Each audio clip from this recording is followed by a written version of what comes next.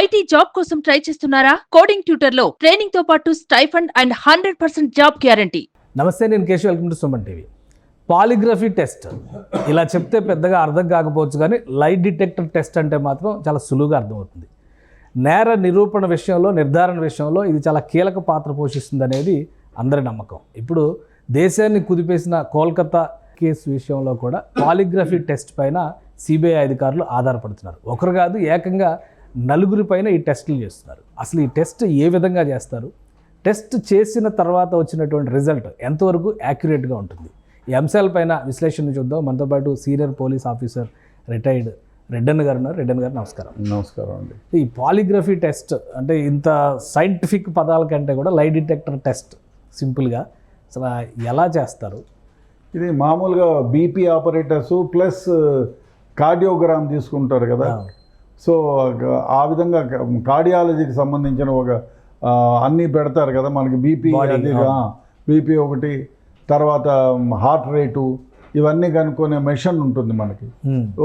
2D echo తీస్తారు కదా గుండెకి, అటువంటి పరికరమే. ఓకే. అయితే దీంట్లో 98% వరకు నిజాలే. దీనిలో ఈ టెస్ట్ నుంచి తప్పించుకోవడం దుస్సాధ్యం. అన్లెస్ మీరు బాగా మెడిటేషన్ చేసి వాళ్ళు ఈ క్వశ్చన్లు అడుగుతారని క్షుణ్ణంగా తెలిసి దీనికి ఇదే సమాధానం చెప్పాలి అని మీరు నిర్ణయించుకొని దాని మీద ప్రాక్టీస్ చేసి ఉంటే తప్ప దీని నుంచి బయటపడడం అసాధ్యం. అయితే ఈ టెస్టు అన్ని కేసుల్లో చేయొచ్చు కదా అని దీనికి పెద్ద తిరకాసు ఉంది.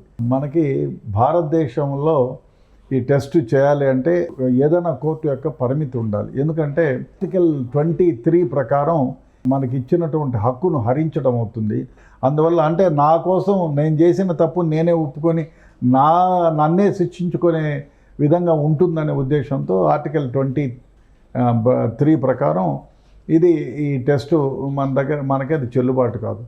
అయితే హేయమైన నేరాలలో ఇన్వెస్టిగేషన్ని ప్రోగ్రెస్ చేయడానికి, అదేవిధంగా ఇన్వెస్టిగేషన్లో కీలకమైన నిర్ణయాన్ని తీసుకోవడానికి ఈ టెస్టులు జరుపుతారు.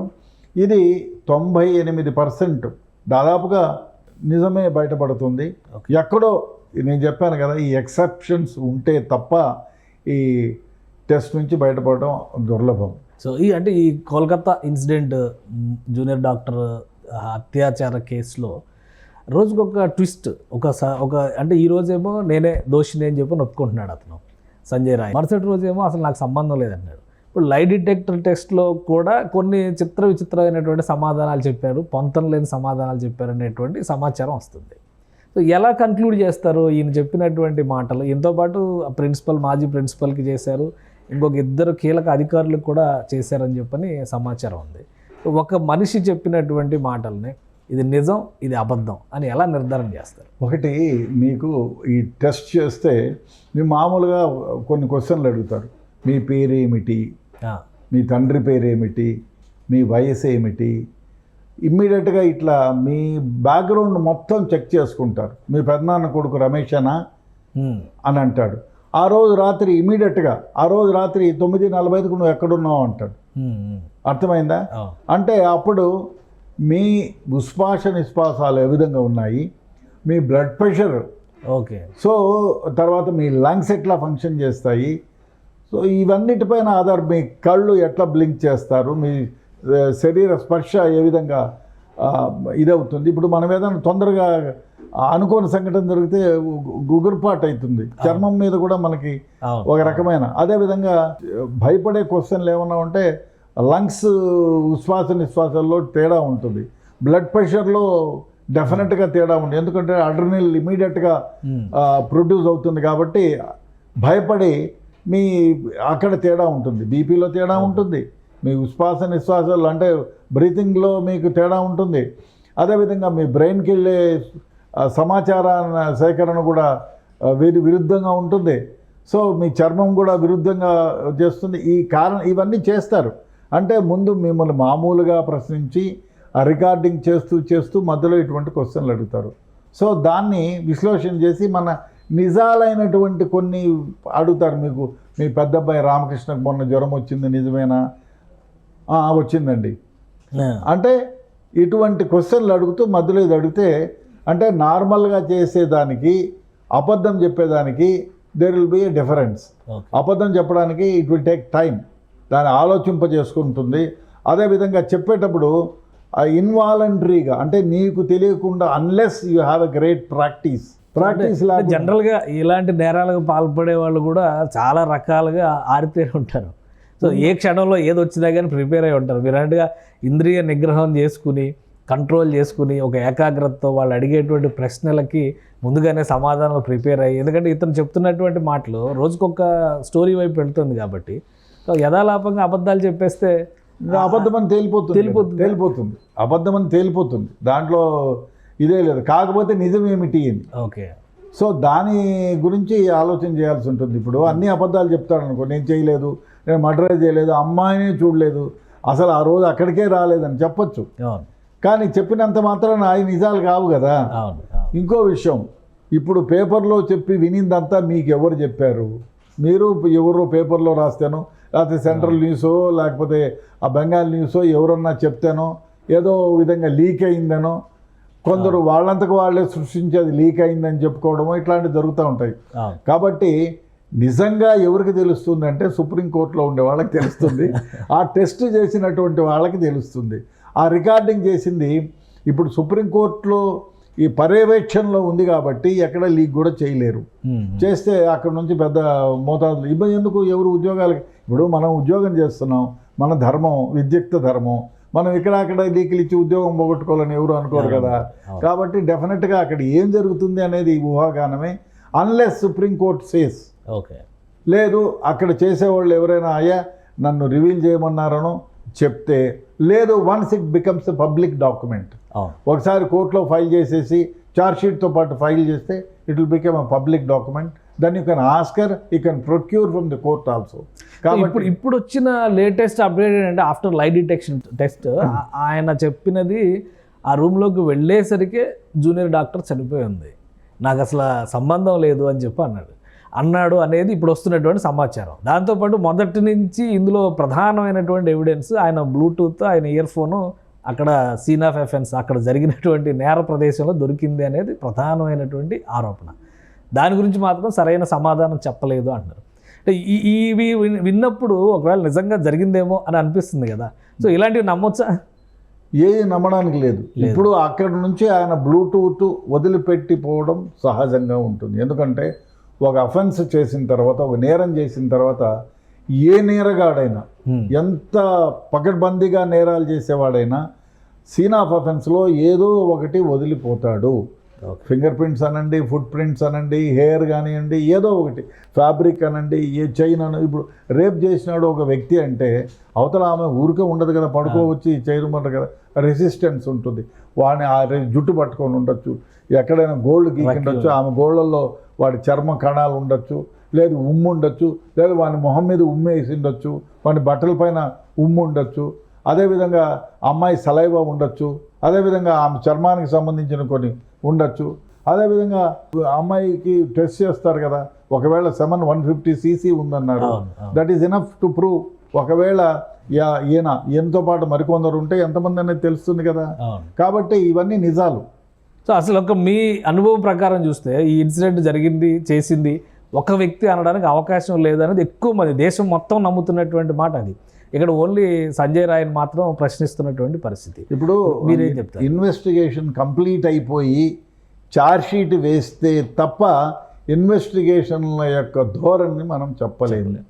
అందువల్ల ఎందుకంటే మామూలుగా కేసులు అయితే ఇక్కడో అక్కడో బయటకు వచ్చేదానికి ఉంది, డైరెక్ట్ సుప్రీంకోర్టే పర్యవేక్షిస్తుంది కాబట్టి లీకులకు ఆస్కారం లేదు.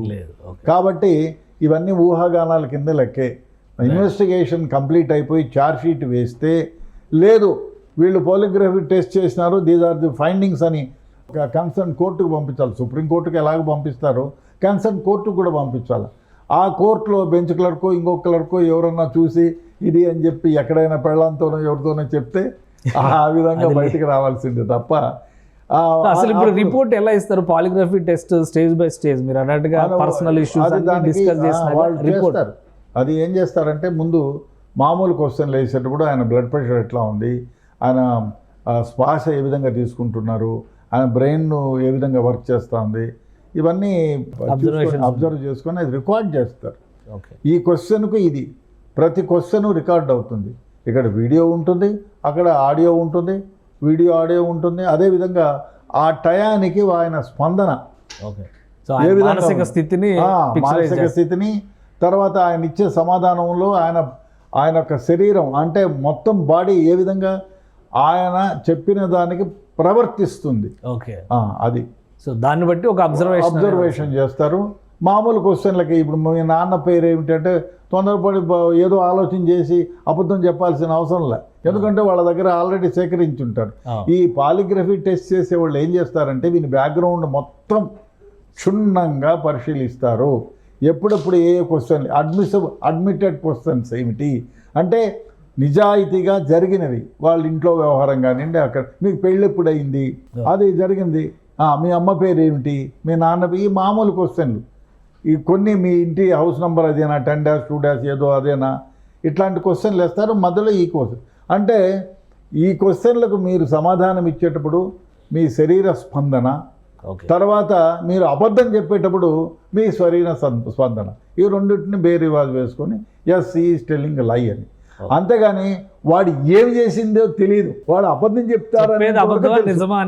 అంతవరకు తెలుస్తుంది, మిగతా విషయాలు తెలియవు. తర్వాత ఇన్వెస్టిగేషన్లో వీడు ఇవన్నీ అబద్ధాలు చెప్పాడు కాబట్టి మనం ఇంకో దారి వెతుక్కోవాలా అనేటువంటిది ఇన్వెస్టిగేషన్ ఏజెన్సీకి సహాయపడుతుంది, సహాయకారిగా ఉంటుంది. అంతేగాని వీడు చెప్పిందంతా శ్రీరామచంద్రుడు కాదు, చెప్పకపోతే అది ఒకవేళ మిషన్ పెట్టగా నిజాలు బయటకు వచ్చేస్తాయేమో అనేటువంటి అభిప్రాయం భయపడని చెప్పిన సందర్భాలు కూడా ఉన్నాయి. చాలా సందర్భాల్లో ఏమంటే ఇది పెద్ద తతంగం అని నిజం చెప్తే చాలా కేసుల్లో లై డిటెక్టర్ కూడా పెట్టి ఇది కోర్టుకు ఎవరికి అనఫిషియల్గా పెట్టి వాళ్ళతో నిజాలు రాబట్టుకున్న సందర్భాలు ఉన్నాయి.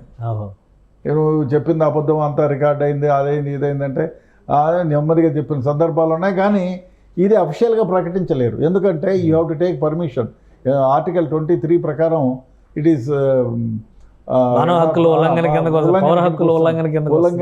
వస్తుంది. కాబట్టి you have to obtain permission from నేను నార్కోటిక్ చేసుకోమని నేను డిక్లరేషన్తో పాటు హైకోర్టు ఏదో కోర్టు చేయాలి అని ఇది ఈ సందర్భంలో చేయాల్సి వస్తుందంటే అప్పుడు పర్మిట్ చేస్తారు. సో ఈ కేసులో ఏకంగా 4 టెస్టులు చేయాలని డిసైడ్ చేస్తున్నారు. టెక్నికల్గా ఈ రిపోర్ట్స్ని కేసులో ఎవిడెన్స్గా పరిగణించడానికి ఎంతవరకు అవకాశం ఉంది? ఎందుకంటే పర్మిషన్ తీసుకొని ఉంటారు కోర్టుతో కాబట్టి ఆ విశ్లేషకుడు డెఫినెట్గా కోర్టులో విశ్లేషిస్తాడు అని చెప్పేది అబద్ధమని. తర్వాత ఇదొక్కటే ఫైనల్ కాదు, వీళ్ళు సేకరించే మిగతా ఎవిడెన్స్ని లింక్ చేస్తారు. అది 2 కాంబినేషన్ ఉంటేనే నమ్మే అవకాశం ఉంది. బ్రెయిన్ మ్యాపింగ్ చేయొచ్చు, నార్కో అనాలిసిస్ టెస్ట్ చేయొచ్చు. నార్కో అనాలిసిస్ టెస్ట్లో మీకు సెడిటేటివ్ ఇస్తారు, మీ స్పృహలో ఉండరు. సో మీరు అంటే మీ ఇన్వాలంటరీగా మీ బ్రెయిన్ ఇన్వాలంటరీగా మీకు తెలియకోకుండానే ఇతర వారికి సమాధానం ఇస్తారు. అంటే మీ నియంత్రణ కోల్పోతారు మీ శరీరం పైన మీరు. సో అప్పుడు అది చాలా వరకు నిజాలే వస్తాయి నార్కో అనాలిసిస్ టెస్ట్లో. చాలా ఇన్వాలంటరీ కదా, అంటే మీ బ్రెయిన్ పైన మీకు అజమాయిషి ఉండదు. అందువల్ల అవతల వ్యక్తి అడిగే ప్రశ్నలకి స్పందన మాత్రమే ఉంటుంది. అవును. ఓకే. సో అలా ఆ కేసు దాన్ని చేయడానికి అవకాశం ఉందా ఈ కేసులో? ఇప్పుడు చెప్పలేము, లై డిటెక్టర్ వరకే వచ్చారు, ఇంకా నెక్స్ట్ లెవెల్లో చెప్పలేము. జరగచ్చు. సో బ్రెయిన్ మ్యాపింగ్ అంటే ఏంటి? మళ్ళీ same thing, it is like that. అంటే మీ స్పందన బ్రెయిన్ మీద ఎట్లా ఉంటుందని సేమ్ థింగ్. సో టెక్నికల్గా ఒక ఎవిడెన్స్ కలెక్ట్ చేయాలంటే కనుక ఈ 3 రకాల పద్ధతుల్ని లై డిటెక్టర్ ఫైనల్గా అన్నిట్లో చేయాల్సిన అవసరం లేదు. ఈ కేసులో పర్టికులర్గా ఈ కేసులో చేయొచ్చు, చెప్పలేము. ఎందుకంటే మనం ఇంకోటి క్షుణ్ణంగా ఇన్వెస్టిగేషన్ చేసి ఎవిడెన్సెస్ అన్నిటినీ క్రోడీకరించితే ఐ థింక్, ఎందుకంటే ఇది ఎక్కడో సహారా అడవిలోనో ఎక్కడో డిజర్ట్లోనో జరిగింది కాదు, మన మనుషుల మధ్య, అందులో స్పెసిఫిక్ టైంలో, అదేవిధంగా అందరూ జనసమూహం ఉన్న ప్రదేశంలో. కాబట్టి there is every chance to detect. 99% ఈ ముద్దాయిలను గుర్తించడానికి వీలవుతుందనేది నా భావన. రైట్. ఇంకొకటి ఫైనల్గా అంటే దేశవ్యాప్తంగా 4 సార్లే ఈ టెస్ట్ జరిగింది అనే ఒక వార్త ప్రచారంలో ఉంది. సో అసలు 4 సార్లు జరిగినా కానీ కోర్టులు ఏ స్థాయిలోనా కానీ వీటిని సాక్ష్యాధారాలుగా కన్సిడర్ చేసిన సందర్భాలు చూడాలి. ఏ కేసులో ఎంతవరకు పెట్టారు, ఎన్ని కేసులు పెట్టారు, ఇదంతా భ్రమే. ఏ కేసులో నార్కో అనాలిసిస్ చేశారు. ఇప్పుడు దావుద్ ఇబ్రహీం కేసులో అక్కడ ఎవరినో చోటా సాకిర్ ఎవరినో పట్టుకున్నప్పుడు they did all these. But ఇట్లాంటి కేసులు ఉన్నాయి. దేశానికి ఎక్కడ రక్షణకు ముప్పు వాటిల్లుతుందో ఇట్లాంటి కేసుల్లో చాలా సందర్భాల్లో జరిగినాయి. బట్ రికార్డెడ్గా ఎన్ని జరిగినాయి అనేది నాకైతే తెలియదు. ఓకే, డెఫినెట్గా చాలా సందర్భాల్లో జరిగినాయి. సో సైంటిఫిక్గా ఇవి నమ్మొచ్చు అనేటువంటి ఆధార సహితమైన విశ్లేషణ ఇస్తే కనుక కోర్టు కన్సిడర్ చేయొచ్చు ఈ కేసులో. దానికి మిగతా ఎవిడెన్స్తో కూడా వాటిని కూడా కనెక్ట్ చేయాలి. లేదు కానీ అమెరికాలో ఎక్కడో ఉండి వాడు పాస్పోర్ట్ ప్రకారము లేకపోతే వాడు అక్కడే ఉండి అక్కడ ఎవిడెన్స్ ఉండి ఇక్కడ ఏదో నార్కో అనాలిసిస్లో చేసినారు అట్లా అంటే ఎట్లా కనెక్ట్ చేయదు కదా. మిగతా ఎవిడెన్సెస్ అన్నీ ఉండాలి. ఆ విధంగా చేయగలిగితే, కనెక్ట్ చేయగలిగితే చాలా విచారణలో ఒక అడుగు ముందుకు పడడానికి మాత్రం లై డిటెక్టర్ టెస్ట్ ఉపయోగపడుతుంది. అదే కాకుండా వీడు ఎంతవరకు నిజాలు చెప్తున్నాడు, వీని మాటలను ఎంతవరకు విశ్వసించవచ్చు అనేది మనకు తెలిసిపోతుంది. అది ఇన్వెస్టిగేషన్ ఫర్దర్గా పోవడానికి వీని మాటలు బేకారంటే వేరే విధంగా చూసుకుంటారు. వీడు చెప్పేదంతా అబద్ధం అని తెలితే వేరే విధంగా ఇన్వెస్టిగేషన్ స్టార్ట్ చేసి తర్వాత వాడిని అన్ని క్వశ్చన్లు ముందర పెట్టాయా, ఈరోజు ఇన్ని గంటకి ఎక్కడున్నావు, ఈ టైంలో ఈ మనిషి నువ్వు చూసినావు, ఈ మనిషి దగ్గర నువ్వు సిగరెట్ ఇప్పించుకున్నావు అని అన్నీ పకడ్బందీగా చేస్తే అప్పుడు డెఫినెట్గా it come to one logic. So దీంతో పాటు ఒక్కడే చేశాడా, ఎంతమంది చేశారు అనేటువంటి ఆధారాలు లాగడానికి సైంటిఫిక్గా కూడా తెలిసిపోతుంది.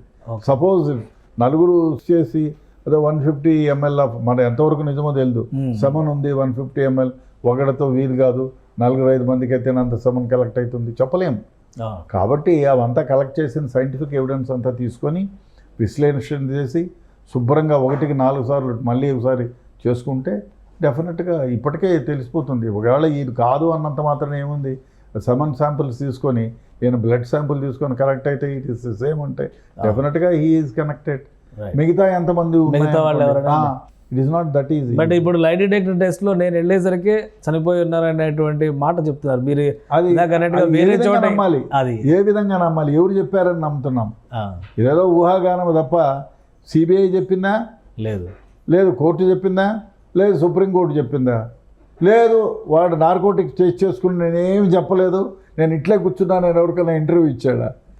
ఒకవేళ ఇచ్చినాడు అనుకో, ఆ ఇంటర్వ్యూ ఇచ్చిందంతా కరెక్ట్, పోలీసు వాళ్ళకి చెప్పింది నిజమని ఎట్లా అనుకుంటాం. కాబట్టి అన్నీ స్పెక్యులేషన్స్.